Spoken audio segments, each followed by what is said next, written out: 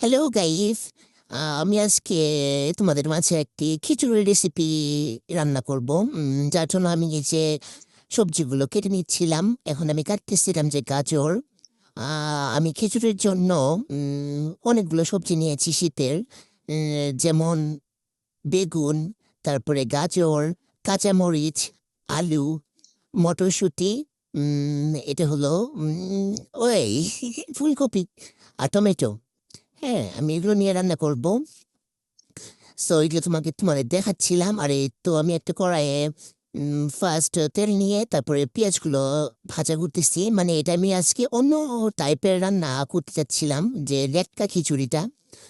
আমি একটু ভাজার মধ্যে একটু রসুন বাটা দিয়ে দিয়েছি, আর একটু আদা বাটা। এগুলা দিয়ে আমি কিছুক্ষণ আগে নাড়াচাড়া করতেছি।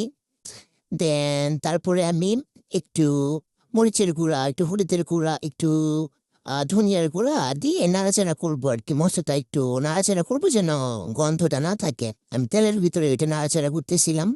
তারপরে আমি সবগুলো সবজি দিয়ে একটু নাড়াচাড়া করে তারপরে আমি মানে মিডিয়াম একটু পানি দিয়ে দিব, যেন ওই গন্ধটা না করে। যদিও এখানে একটু কালো কালো লাগতেছে, কিন্তু এই কালোটা আর থাকবে না, ঠিক হয়ে যাবে। হ্যাঁ, তারপরে আমি এই তো নাড়াচাড়া করে একটু পানি দিয়ে দিলাম। পানি দিয়ে এটা আমি কিছুক্ষণ মিডিয়াম আছে জাল দিব, যেন এটা একটু নরম হয়, সবজিগুলো একটু একটু নরম হয়। এই তো আমি লবণ দিয়ে দিলাম। লবণ দিয়ে দেওয়ার পরে আমি এটা ঢেকে দেবো আর কি। ঢেকে দেবো যেন এটা আস্তে আস্তে সবজিগুলো নরম হয়। তারপর আমি পরে চাল দিয়ে দেবো। এই তো চালটা আমি আগে ভিজিয়ে রেখেছিলাম। এক পটে একটু কম চাল আমি ভিজিয়ে রেখেছিলাম। এই তো আমার সবজিটা প্রায় হয়ে গেছে, মানে আধা হয়ে গেছে। দেন আমি একটু পরে চালটা দিয়ে দিব। শীতের সবজি মানে একটু খিচুড়িতে সবজি দিয়ে খেলে মানে আমি মনে করি যে অনেক বেশি মজা হয়। আপনারাও সবাই ট্রাই করতে পারেন। শীতের মধ্যে লেটকে খিচুড়ি অনেক মজা লাগে। এই তো আমি চালটা দিয়ে দিলাম। চাল দিয়ে একটু হালকা নেড়ে চেড়ে একটু কষিয়ে তারপর আমি সম্পূর্ণ পানি দিয়ে দিব। নাড়াচাড়া করে চালটা একটু করতেছিলাম, ভিতরে দিয়ে দিয়ে দিলাম। আসলে আমি এবার কি করছি, যে সবজিটাই বেশি দিয়েছি যেন সবজিটা মজা লাগে, যেহেতু শীতের সিজন সব সবজি সবজি পাওয়া যায়। তার জন্য আমি সবজিটা একটু বেশি দেওয়ার ট্রাই করেছি। আপনারাও পারলে একটু সবজিটা বেশি দেওয়ার ট্রাই করবেন, দেখবেন খিচুড়িটা অনেক মজা হবে, অনেক বেস্ট হবে আর কি। এই তো আমার চালটা প্রায় মানে হয়ে গেছে, আধা হয়েছে আর কি, পানি কমে গেছে। আমি একটু লাড়াচাড়া করতেছিলাম যেন নিচে না লেগে যায়। এর পর্যায়ে আমি খিচুড়ি অনুযায়ী আমি পানি দিয়ে দিব। হ্যাঁ, যতটুকু পানি লাগে আমি পরিমাণ মতো দিয়ে দিব। তারপরে আমি এটা ঢেকে দিব। ঢেকে দিয়ে এটা চুলার আঁচটা থাকবে মিডিয়াম আছে। ফার্স্টে দেখি মিডিয়াম আছে থাকবে, তারপরে একটু কমায় দিলে হবে। এটা আমি একটু টেস্টিং সল্ট দিয়ে দিলাম একটু টেস্টে বাড়ানোর জন্য, মানে টেস্টে বাড়বে, মজা হবে। আমি কিন্তু টমেটো আর কাঁচামরিচটা দেই নাই, একটু পরে দিব। এটা বলক আসবে যখন তার একটু পরে দিয়ে দিব ওগুলা। এটা আমি জিরা জিরা গুঁড়ো দিচ্ছিলাম। জিরা গুঁড়ো দিলে কি হয় যে ফ্লেভারটা সুন্দর আসে, খিচুড়ির ফ্লেভারটা অন্যরকম একটা ফ্লেভার আসে। তার জন্য আমি ওইটা পরে দিয়েছিলাম। একটু আমি টমেটো আর কাঁচামরিচটা দিয়ে দিতেছি।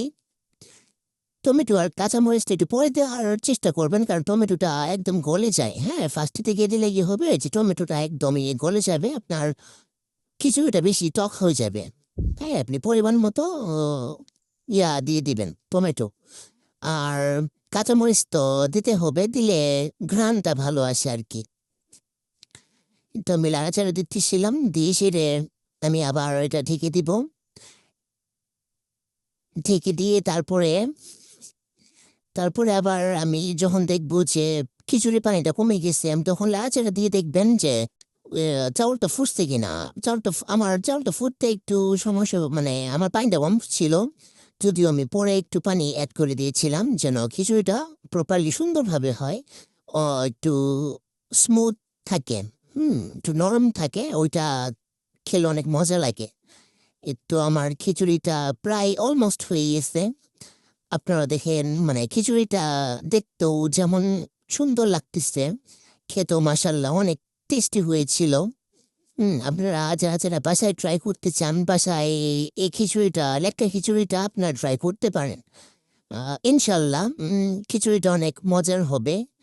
আর আপনারা বাসায় ট্রাই করতে পারেন এই খিচুড়িটা। আমি এই খিচুড়িটা মানে আমি খিচুড়ি অনেকবার বানিয়েছি। বাট এই খিচুড়িটা আসলে সবথেকে বেস্ট হয়েছে আমার কাছে।